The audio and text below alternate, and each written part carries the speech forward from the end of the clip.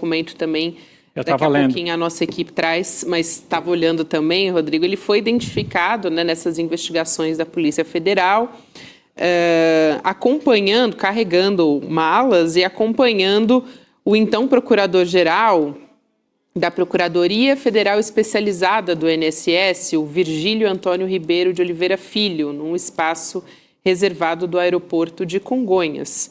Então, é bastante interessante. Quem convocou foi o deputado Rogério Correia, né? Protocolou no dia 2 de fevereiro, ontem, também conhecido como ontem, o requerimento solicitando a presença do Matosinho para prestar esclarecimento. Só é importante, estava lendo o documento aqui, o Matosinho, quando dá aquela entrevista aqui para o ICL, para o Calejon, para o Demore, para o Flávio VM Costa, toda a nossa equipe, ele faz referência principalmente ao envio, ao transporte de dinheiro em aviões, na empresa que ele trabalhava, e num desses transportes teria entregue dinheiro, segundo ele, para um senador, o senador Ciro Nogueira. E ele faz várias afirmações sobre as ligações da chamada máfia dos combustíveis, né, com o mundo político. Agora a convocação não seria exatamente sobre isso, mas por outros fatos narrados pelo Matosinho, né? Incluindo o objeto da CPI, que é o INSS. Mas ele sentado lá na cadeira, Chico, é impossível que não perguntem para ele também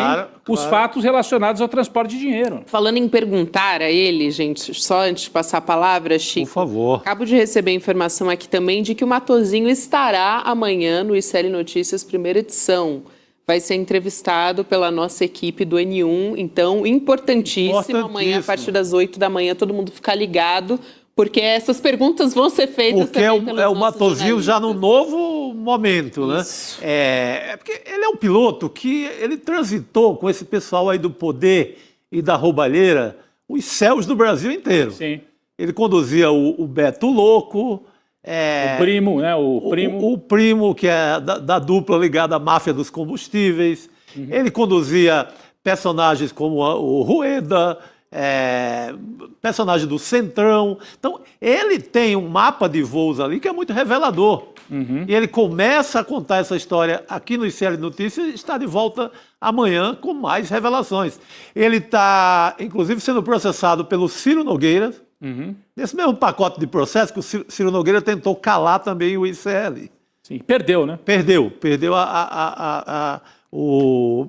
para o ICL aqui nessa peleja jurídica. E amanhã ele volta com novidades, é imperdível o programa, né? Já e com um entrevistado desse, meu Deus. Então o Matosinho estará no N1, né, o Mauro Matosinho, e depois na cadeira lá na CPI que investiga o INSS para poder falar. É a primeira vez que ele vai ter um espaço desse nível, né, lá no Congresso Nacional. Está aí o documento, ó, a convocação, o requerimento que foi feito pelo deputado Rogério Correia, do PT de Minas Gerais. Esse documento que foi encaminhado pelo nosso repórter do ICL Notícias, o Kleber Lourenço, que traz, então, em primeira mão para a gente aqui essa atualização da convocação, né, do Matosinho na CPMI. E ele participou também, né, o Matosinho, o objetivo da CPMI é ele esclarecer essas declarações também que ele deu em redes sociais. Ele já citou nominalmente uma figura que faz referência ao tema central investigado pela comissão, então ele vai dar esclarecimentos para aprofundar essas investigações sobre os desvios ocorridos ali no âmbito do INSS. Aí. Muita coisa para a gente discutir a respeito disso, ficar de olho nos próximos dias também. Então, a partir das 8 horas da manhã, hein, gente? Entrevista do Matosinho ao N1. Seguimos? Seguimos, adiante. Seguimos Adelante, aqui a nossa pauta, que tem muita coisa a ser discutida também. Falando de eleições, gente, a ex-primeira-dama, Michele Bolsonaro, e o presidente do PL, o Valdemar Costa Neto, eles orientaram os aliados a baixar o tom das críticas aos ministros do Supremo Tribunal Federal. O Valdemar Costa Neto, vocês lembram, para vocês que estavam aqui junto com a gente na nossa programação semana passada, o Valdemar Costa Neto foi barrado no baile semana passada. Queria visitar Bolsonaro. E aí o Alexandre de Moraes, do Supremo, falou não, porque o senhor também é investigado na trama golpista, então não vai visitar o Bolsonaro na Papudia. Senão vira o quê, né? Uma zona, né? Quer dizer, vai visitar o condenado da trama golpista. Já virou um comitê eleitoral, né? Pois é. E agora também um converscote de possíveis condenados. Exatamente. combinar processo? Não deu para combinar, Chico, mas a esperança de baixar o tom nessa história contra os ministros é conseguir, no fim das contas, o objetivo lá na frente é conseguir uma prisão domiciliar para o Jair Bolsonaro. Então, dirigentes do partido, parlamentares também, o que circulou em conversas reservadas é que eles precisam realmente mudar o discurso e já dá para perceber uma mudança de linguagem em relação ao que eles estavam fazendo antes, né? Agora o foco é falar de garantia individual, de condições de saúde do ex-presidente Jair Bolsonaro, enfim, dignidade, por aí vai, mudou um pouco o tom do discurso em relação aos ministros. E até isso é uma derrota tremenda, né? Vamos lembrar que a família Bolsonaro dizia que para fechar o Supremo bastava o cabo e o soldado. Depois, isso quem disse foi o Eduardo, o filho que está lá nos Estados Unidos. Depois o pai, o Jair, vai para o palanque na Avenida Paulista e diz: Alexandre de Moraes, seu canalha, eu não cumpro mais nenhuma determinação do Supremo Tribunal Federal. E agora ele não só cumpriu, como foi para a cadeia, como está pedindo para a mulher um arrego. Pelo amor de Deus, parem de falar mal dos ministros, eu não consigo ir para domiciliar. Então, para quem gritava, vociferava e dizia que ia fechar o Supremo... É uma mudança e tanto de tom, né? É uma derrota, botaram a viola no saco e estão tentando se salvar, Chico.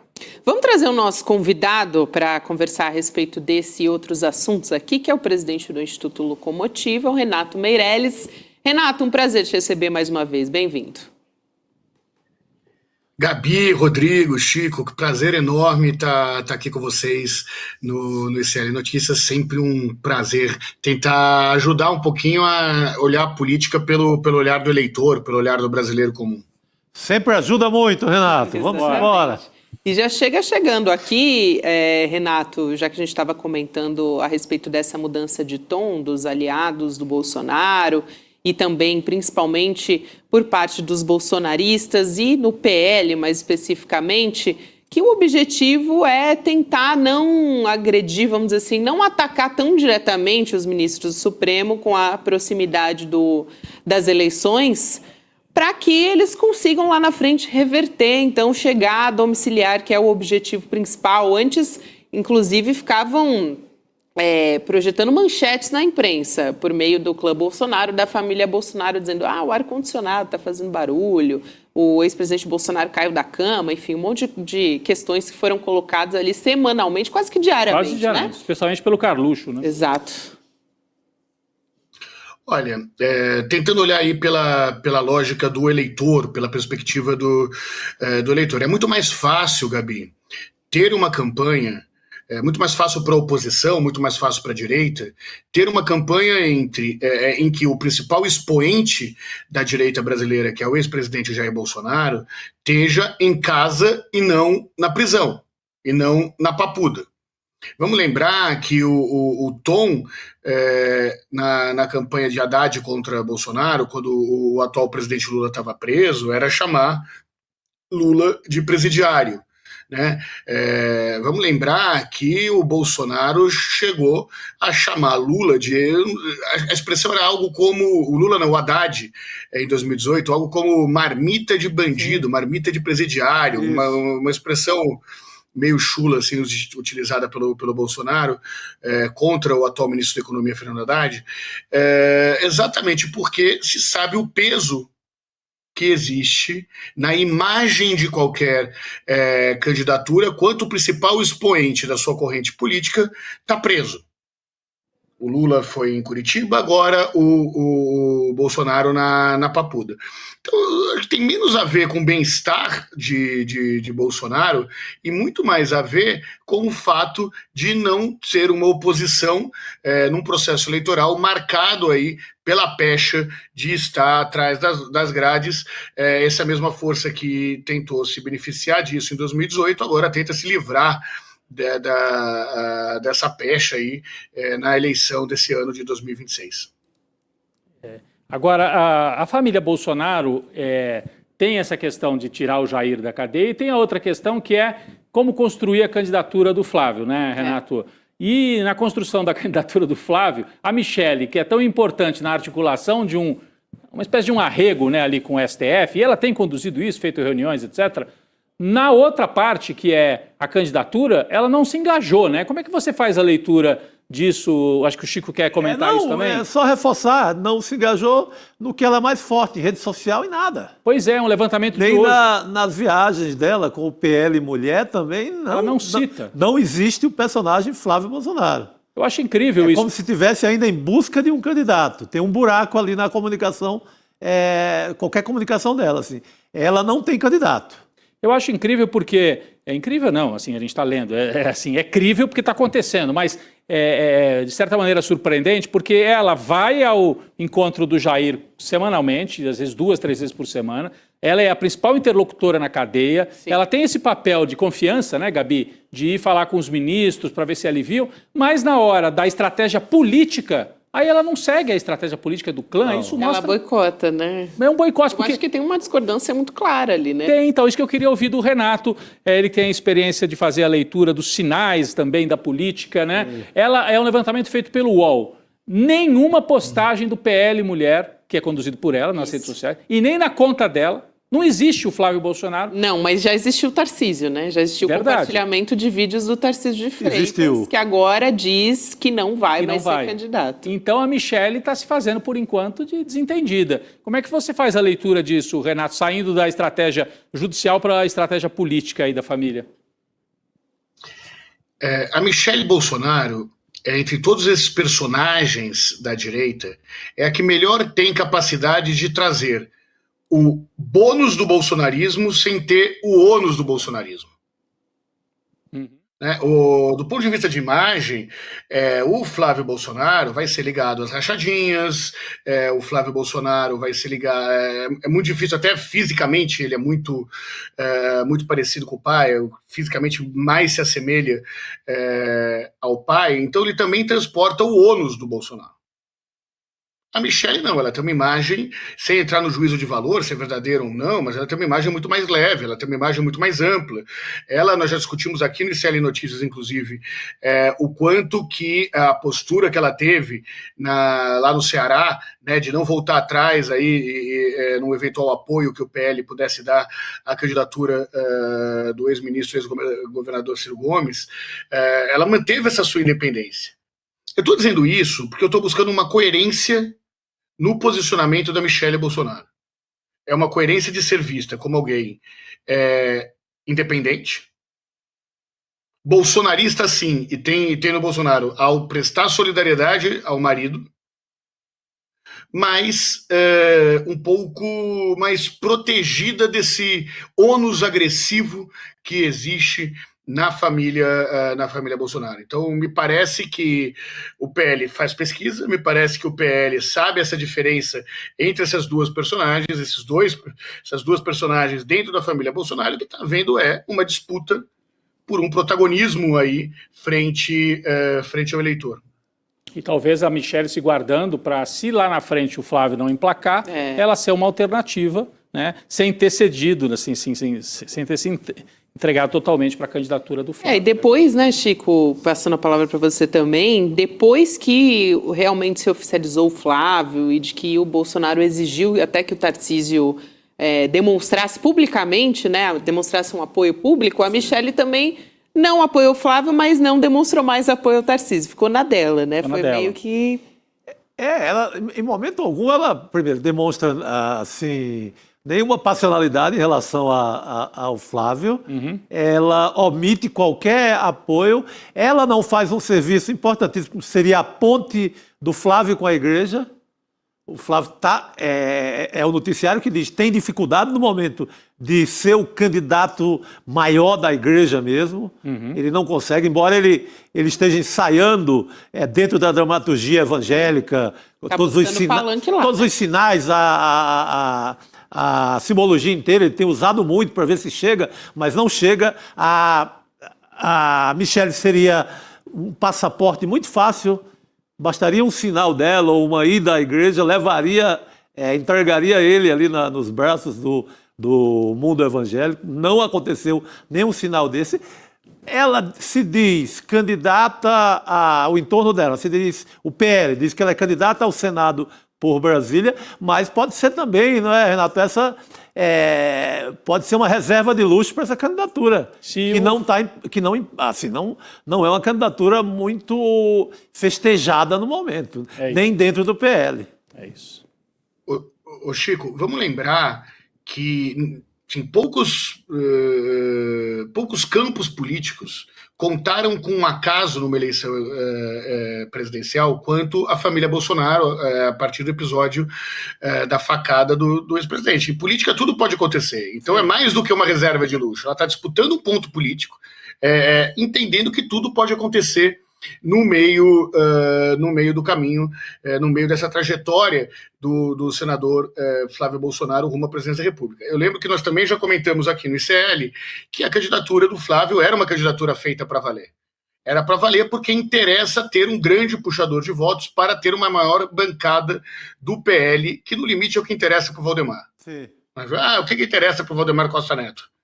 Fundo partidário, e para isso precisa ter uma grande bancada de deputados, e nada melhor para ter uma grande bancada de deputados do que um puxador de voto com o sobrenome Bolsonaro. Então a candidatura do Flávio sempre apareceu aí, por mais que a imprensa no passado tenha dito diferente, como uma candidatura para valer, e a candidatura de Michele parece muito mais num cenário de composição maior aí, com algum governador que se arriscasse na candidatura ao Planalto, né? Ninguém fala de verdade, ninguém fala muito sério da Michele como candidata, mas muita gente já falou da Michele como vice. Boa.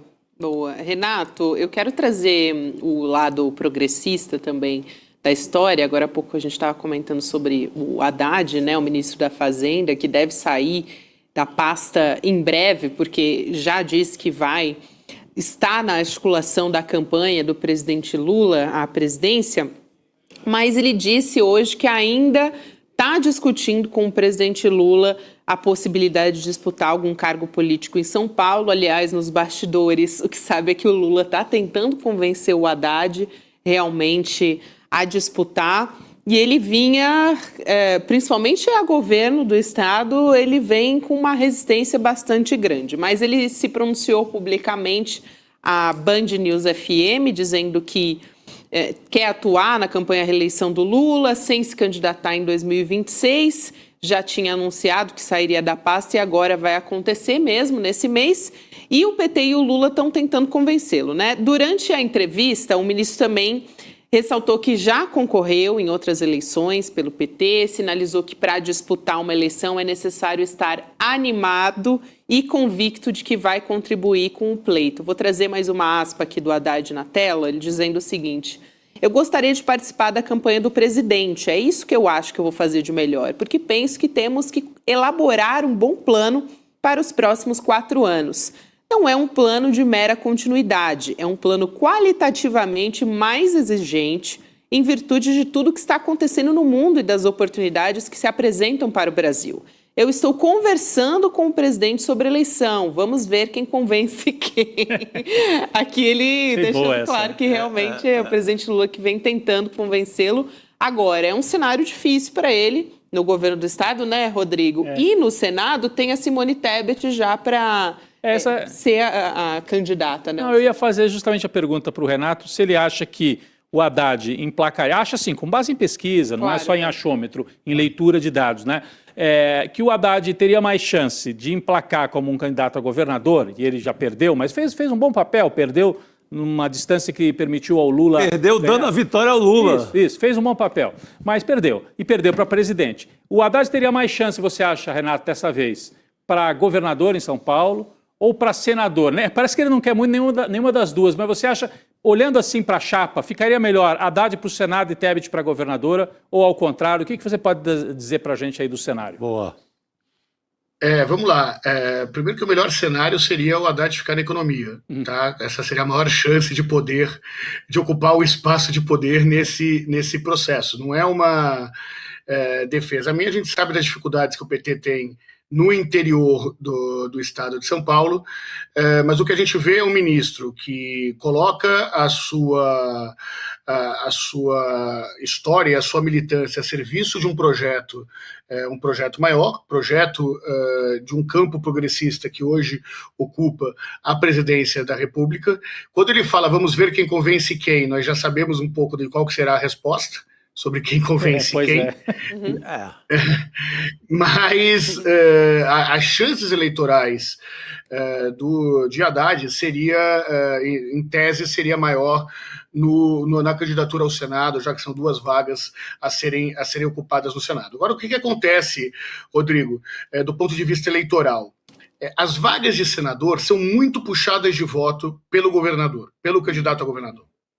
Tanto que, historicamente, o que as pesquisas eleitorais mais erram são os candidatos a senador. Senado, verdade. Ainda mais em momentos que tem duas candidaturas. Né? Então, a Tebet tem que superar muito o potencial de votos dela em São Paulo para conseguir arrastar com ela, para tentar evitar uma vitória do governador Tarcísio no primeiro turno. Só vamos deixar claro que, do ponto de vista eleitoral, o Tarcísio é o favorito, se for candidato à reeleição, tá? E ser favorito é olhar a pesquisa. Ser favorito não quer dizer se a gestão é boa, a gestão é ruim, é só olhar as pesquisas. O Haddad teria um potencial maior aí. Há a candidatura no Senado, já que ocorre 2 vagas, mas nós já tivemos bastante um número grande. Nós tivemos uma não reeleição do ex-senador Eduardo Suplicy, por exemplo, eleições mais fáceis de pessoas conhecidas politicamente, em especial no campo da esquerda, que não conseguiram se eleger para o Senado. Também já tivemos a Marta Suplicy eleita para o Senado, Suplicy na outra tentativa, mas o fato é que o cenário eleitoral de São Paulo, para um projeto de São Paulo, a eleição não é algo favorável. Agora, como vocês disseram, e eu concordo, para ter voto para o Lula, para a reeleição do Lula, o melhor cenário seria a candidatura de Fernando Haddad ao governo do Estado. E ele sabe disso também, só reforçando aqui, alguém comentou no chat, aqui, Wagner, precisamos muito fortalecer a presença no Senado, é muito importante. Ele está falando aqui da presença progressista no Senado, porque justamente a extrema-direita quer conquistar mais cadeiras para conseguir viabilizar suas pautas e principalmente questões como, por exemplo, o impeachment de ministros do Supremo Tribunal Federal. Renato, Chico e Rodrigo, ainda falando de eleições, semana passada a gente comentou de uma mudança no cenário da direita e da extrema-direita, que é o PSD nessa jogada, com presidenciáveis, que ainda não se definiu o nome, do PSD, Ratinho Júnior, Ronaldo Caiado e Eduardo Leite. Agora aparece uma nova apuração, que é da CNN, de que esses 3 podem estar sendo usados, governadores, como moeda de troca em uma articulação política que levaria o presidente do PSD, portanto Gilberto Kassab, a concorrer a vice-governador de São Paulo na chapa do Tarcísio de Freitas. Então, vamos entender essa história, só reforçando aqui uma apuração da CNN do Matheus Teixeira. O Kassab, ele tem dado diversas declarações sobre isso. Semana passada tirou foto com os governadores, diz que ainda não fecharam consenso em quem vai ser esse nome, mas o PSD teria um candidato próprio publicamente nas declarações, só que nos bastidores a leitura está sendo meio diferente. Tem uma suspeita de que o presidente do PSD, o Kassab, esteja, na verdade, se fortalecendo e pavimentando um caminho futuro para apoiar o Flávio Bolsonaro, enquanto negocia a entrada dele próprio na disputa. Então, é uma manobra que tem a ver com o sonho histórico do Kassab, de estar no governo do estado de São Paulo, e, ao mesmo tempo, ele poderia assumir o governo, de fato, em 2030, porque o Tarcísio sairia para disputar a presidência lá na frente e o Kassab poderia ocupar esse lugar, né, como governador. Enfim, é uma leitura nova que está surgindo também. O que me admira nessa leitura é assim, o Kassab não tem poder ainda para ser vice do Tarcísio em São Paulo, com 6 governadores, com tudo que dizem que é o gênio da articulação política do Brasil, ele precisaria de todo esse esforço, fazer esse teatro com o Ratinho, com o Caiado, para conquistar feliz com isso. uma vaga de vice. Eu acreditava, pela visibilidade no noticiário e pela a forma como ele é definido como gênio da política, eu imaginava que ele já seria qualquer coisa que ele quisesse. Principalmente vice. Vice do Tarcísio. Eu acho que ele tem cacife para ser vice do Lula, para criar um novo desenho e pular para vice do Lula, quanto mais do Tarcísio. Renato. Bom, vamos lá, né? É o Kassab. E o Kassab é conhecido por ter uma boa leitura política e uma leitura melhor ainda para quem sabe ler o Kassab. São coisas diferentes, né? Sim. Então, uma coisa é o Kassab falando um pouco de como ele vê o determinado cenário, mas também passando recados aí para onde o PSD vai. Vamos entender que o PSD e o MDB tradicional, eles têm uma característica do ponto de vista do eleitor bastante interessante, que é o eleitor não tem a menor ideia se o PSD ou se o MDB é de esquerda ou de direita. Você tem o PSD no Nordeste que tem posturas mais progressistas, o PSD do sul do país que tem posturas mais conservadoras, assim como a ida do Caiado para o PSD também tem uma postura conservadora. E por que isso é importante? Porque só funciona ou sem ter candidatura ou com candidato sem chances de ganhar. Para quê? Para fazer bancada. Vamos lembrar que foi o PSD que foi o partido, aí um dos grandes vencedores das eleições municipais. Qual o PSD? O de esquerda ou o de direita? O mais progressista ou o mais conservador? Nenhum, só o PSD. Porque diferente do PL, que é nitidamente de direita, e do PT, que é nitidamente de esquerda, o PSD está nesse limbo aí. Então, Chico, eu concordo contigo que ele pode negociar o que for, na esquerda ou na direita, sobre esse processo. Isso é da natureza do PSD e é da natureza dos eleitores que escolheram o PSD nas eleições municipais, que não foi pelo partido. Foi exatamente por essa fragmentação ideológica. Né? Vamos lembrar que o Kassab conseguiu estar em 2 governos. Sim, só para tentar fazer um resumo, o que ele estaria fazendo, segundo essa interpretação agora, é fingir que tem candidato próprio à presidência da República, com isso dar uma assustada no lado da direita do Flávio Bolsonaro e dizer, ou vocês sentam comigo para conversar, ou eu complico a vida de vocês. Eu lanço um candidato aqui que vai tirar alguns votos do Flávio Bolsonaro, ou muitos, no primeiro turno, e eu posso até me declarar neutro num segundo turno. Exato. E aí Mas o Lula... O Flávio já deu umas declarações na semana passada, Rodrigo, dizendo que apoiaria mais um candidato na direita, que isso ajudaria a... Ele deu uma disfarçada ali, né? Eu acho que sim. Porque se tem outro candidato à direita, já significa que ele não é um grande candidato. Pois é. Então acho que tem... É isso, ele coloca vários nomes na mesa. Também quem tem 3 não tem nenhum, né? Ele não escolhe nenhum dos 3, deixa o Ratinho, o Eduardo Leite. E aí, realmente, a Gabi tem razão. O Ronaldo Caiado, que troca de partido, vai para o PSD, com a promessa de que ele pode ser o nome para presidente ou para vice, se for usado para uma estratégia do Kassab virar vice-governador, vai ficar realmente muito satisfeito, hein, Gabi? Ele começou a investir em conteúdo conteúdo pago nas redes sociais. Agora, acabou de começar. Começou a gastar dinheiro. Né? Começou a gastar dinheiro, começou a tentar nacionalizar a imagem dele, né, a popularizar, se comunicar com a população, e aí... Vamos ver, essa leitura é uma leitura possível. Como disse o Renato, o Kassab tem que ser especialista em leitura do Kassab. Do kassabismo aí. É o kassabismo, é isso.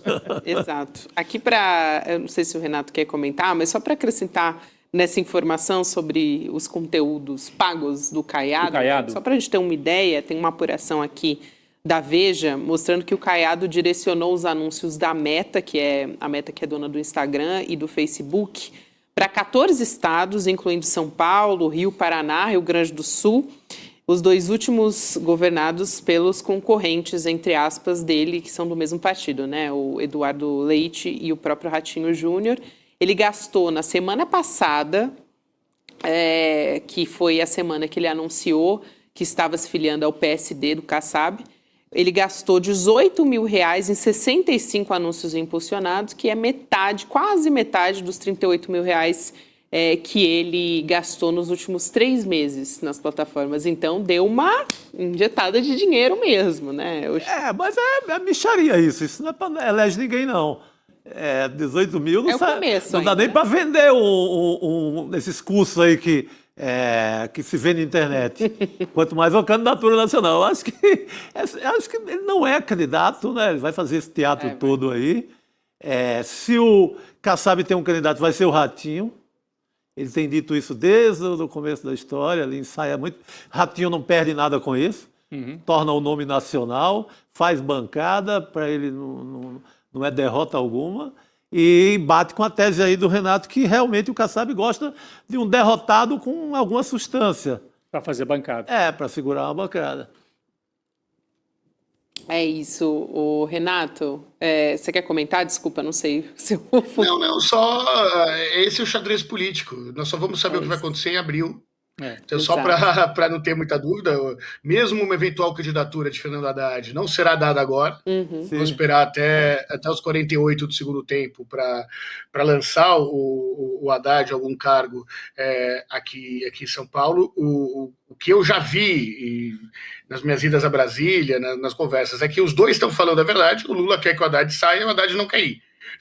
São duas verdades absolutas. A questão é quem tem o maior poder de persuasão um com o outro. O que eu posso dizer é que um deles já foi 4 vezes presidente da República. Exatamente, né? Eu acho que a gente não tem dúvida de quem é um excelente convencedor, se é que dá para transformar isso em verbo, já há bastante tempo, né? Tem um poder de persuasão bastante particular. O feitiço está mais para um lado aí. Eu apostaria no que já se elegeu um bocado de vezes.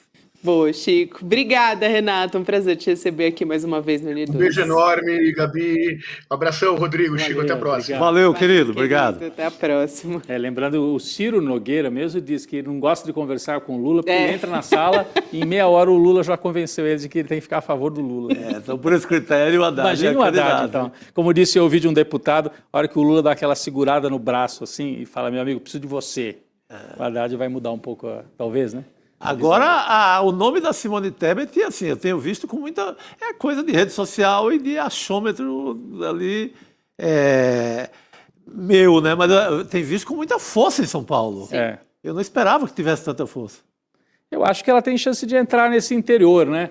Que é um interior refratário ao PT. Sim. E se ela... Quer dizer, aí vão perguntar, mas ela teve pouco voto para presidente. Pouco não, mas teve 5% para presidente. Mas não é suficiente para disputar um governo de São Paulo. Mas aí ela entrando como uma candidata do Lula e do Haddad, ela chega ali a uns 30%, 40% do voto. E eu senti que era forte quando o Ricardo Nunes aplica um de... Simone, você vai fazer isso, atender aos pedidos do Lula em São Paulo? Rolou um famoso sentiu o Galvão. Sentiu o Galvão, o MDB, e aí ela vai ter que trocar de partido e pode ser candidata sim, Gabi. Mas já sinalizou, a Simone Tebet está muito mais flexível a essas possíveis trocas, né? Já disse que está ali à disposição do presidente Lula, ao que ele decidir, né, que precisando dos meus trabalhos, eu vou. Foi mais ou menos isso que a Simone Tebet deu como declaração. É aquele jogador, se precisar, eu jogo de centroavante, senão eu posso jogar lá atrás também. Lateral, qualquer posição. Está ali à disposição do trabalho. Do professor. Só